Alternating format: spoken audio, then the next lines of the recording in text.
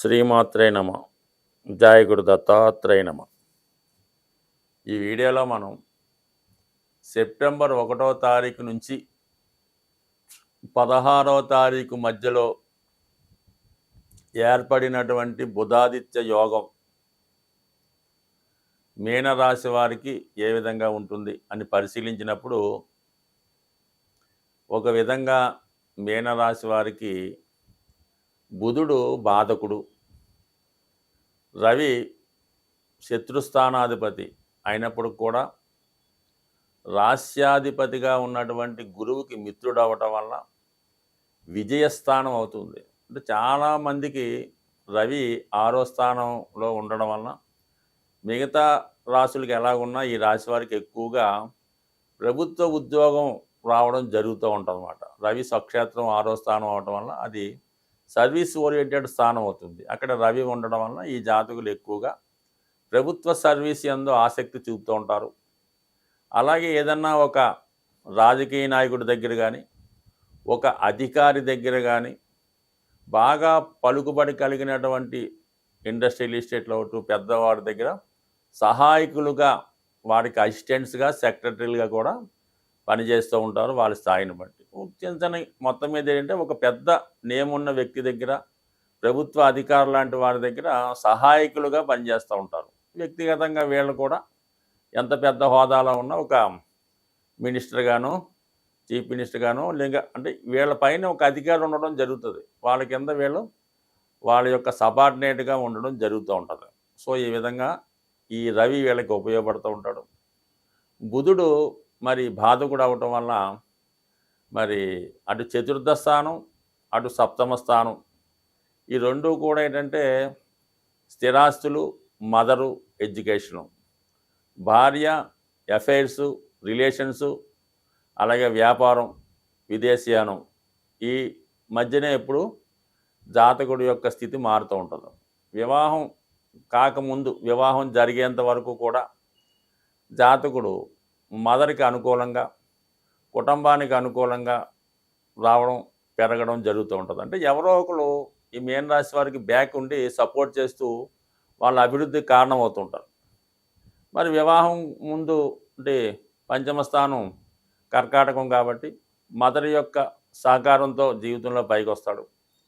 ఎప్పుడైతే వివాహం జరిగిందో ఆటోమేటిక్గా భార్య ఆ స్థానాన్ని టేక్ ఓవర్ చేయడం జరుగుతూ ఉంటుంది. ఎప్పుడైతే భార్య టేక్ ఓవర్ చేశారో మరి తల్లిగారికి కామన్గా మరి దూరం అయినట్టు ఆవిడ ఫీల్ అవుతుంటారు. ఈ అబ్బాయి కూడా పెద్దగా ఫీలింగ్ ఉండదు. అంటే ఈ విధంగా భార్యతో ఉన్న తల్లిగారి మీద గౌరవం ఉంటుంది, కానీ తల్లిగారు ఈ విధంగా ఫీల్ అవుతుంటారు, నా కొడుకు దూరం అయ్యాడేమో అని.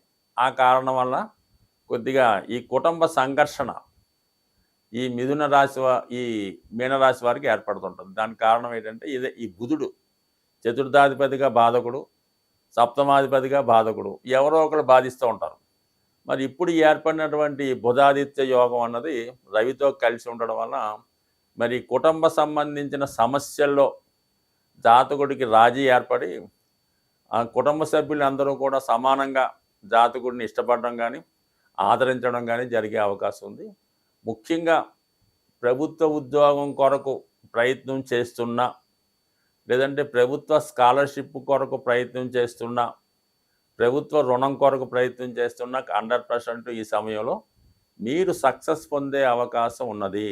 అలాగే మరి ఏదో కారణం వల్ల వైవాహిక జీవితంలో ఇద్దరి మధ్య విభేదాలు ఏర్పడి ఆ తగువు కోర్టులో కానీ పెద్ద మనుషుల దగ్గర కానీ ఉన్నప్పుడు మరి ఈ సమయంలో అది సాల్వ్ అయ్యే అవకాశం ఉన్నది. అంటే భార్యాభర్తల మధ్య ఉన్నటువంటి సమస్యలు పరిష్కారమై మళ్ళా ఉభయులు మరి తిరిగి కలుసుకోవడం కానీ రాజీ పడడం కానీ జరిగే అవకాశం ఉంది. ఎందుకంటే మరి ఇప్పుడు చిన్న టెక్నిక్ ఏంటంటే మరి బుధుడు నెమ్మదిగా సెప్టెంబర్ 16 తర్వాత స్వక్షేత్రంలోకి వెళ్ళిపోతున్నాడు.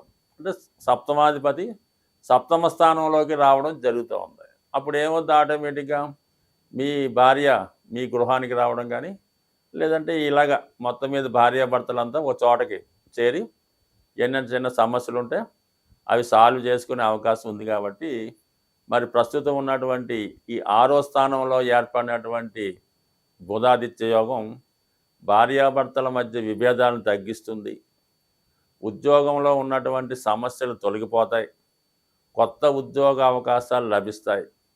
ఫర్ ది సేమ్ టైము స్థిరాస్తి మీద ఏమైనా ఇబ్బందులున్నా, స్థిరాస్తిలో సమస్యలున్నా, మీకైనా స్థిరాస్తి రావాల్సి ఉన్నా, లేదంటే మీ ఆస్తి ఏమన్నా కోర్టు సమస్యల్లో ఉన్నా, ఈ సమయంలో అవి సాల్వ్ అయి మరి మీ ఆస్తి మీ స్వాధీనంలోకి రావడం కూడా జరుగుతూ ఉంటుంది.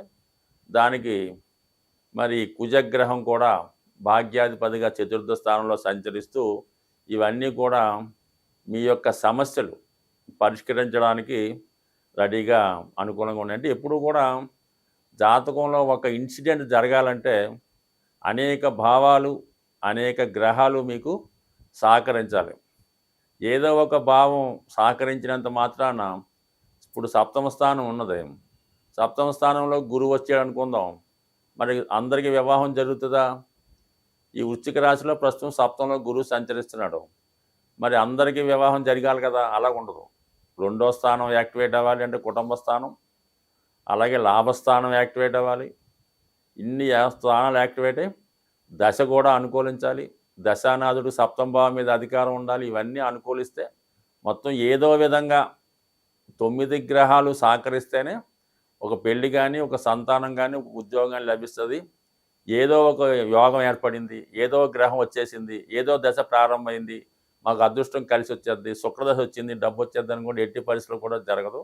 అన్ని గ్రహాలు అనుకూలిస్తేనే మీకు మీ యొక్క అభివృద్ధి కానీ, ఒక ఫలితం కానీ దక్కే అవకాశం ఉంటుంది. ఇప్పుడు ఏర్పడినటువంటి ఈ బుధాదిత్య యోగం ఇంచుమించుగా అన్ని రాశుల వారికి ఏదో విధంగా, అంటే యోగం అంటేనే కలిసి వచ్చేది, ఆ లాభం కలుగుతుంది.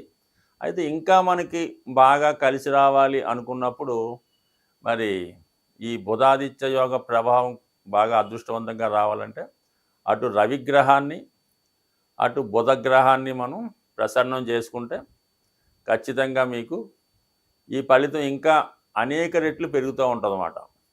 మరి బుధగ్రహ అనుగ్రహం వల్ల ఏంటంటే మనకి వ్యాపారం, విద్య, కుటుంబ సమస్యలు ఇవన్నీ లేకుండా ఉండాలి, మంచి బుద్ధి కలగాలి, మంచి ఆలోచన రావాలి, మనం ఎవరి చేత మోసపోకుండా ఉండాలి అనుకుంటే బుధుడు మరి విష్ణుమూర్తి యొక్క ఆరాధన వల్ల ప్రసన్నుడు అవుతాడు.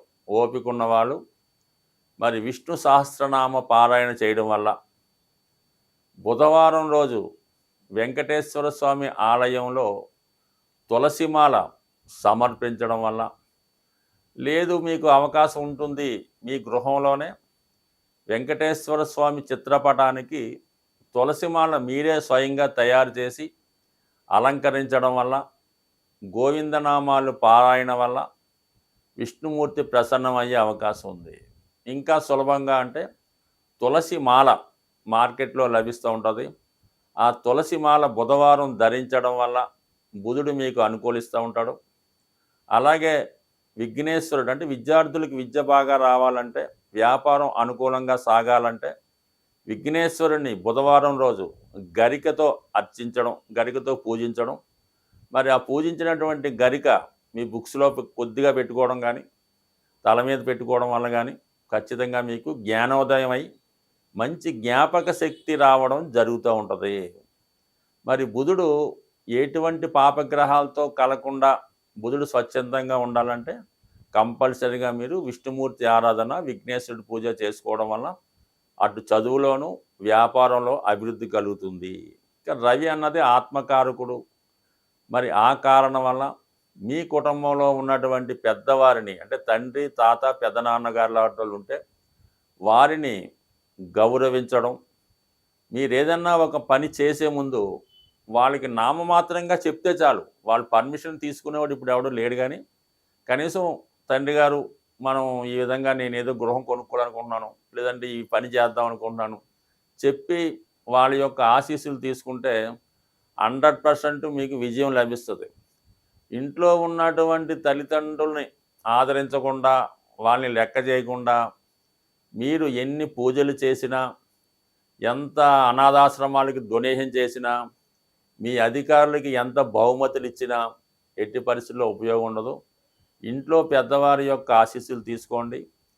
వారి యొక్క ఆరోగ్యం కొరకు శ్రద్ధ తీసుకోవడం మంచిది. అంటే ఏదన్నా వాళ్ళకి ఇబ్బంది వచ్చినప్పుడు కనీసం ఏదో ఒక పారాసెటమాల్ టాబ్లెట్ అన్న వాళ్ళు కొనివ్వడం వల్ల ఖచ్చితంగా మీకు రవి ప్రసరణ అవుతాడు.